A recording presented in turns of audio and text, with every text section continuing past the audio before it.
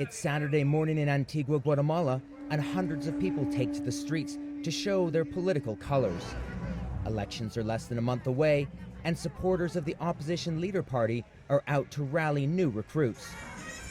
Campaign signs boast of honesty, transparency, and honor, slogans that compete for voters' attention. But these elections are being overshadowed by Guatemala's biggest political crisis since the end of the 36-year civil war. And at the root of this crisis, government corruption. Over the past 4 months, Guatemalan politicians have faced a pair of multi-million-dollar corruption scandals. Several high-level officials were arrested, and top cabinet ministers, including the vice president, lost their jobs.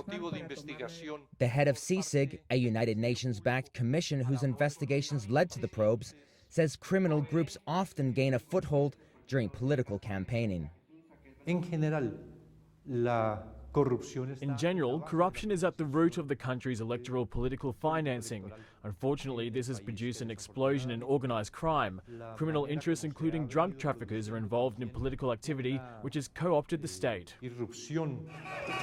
CICIG's investigation brought months of anti-corruption protests, the biggest demonstrations the country has seen in decades. A recent poll showed that while just 13% of Guatemalans trust political parties, 2 out of 3 have confidence in CICIG. Velasquez says the protests are a sign that Guatemalans are waking up to their political power. What's happened since the first protest in April shows there's been an important growth in people's participation in public affairs, something that's absolutely necessary. A citizenry that's active in the fight against corruption and impunity for a better political system and greater inclusion in the government's decisions.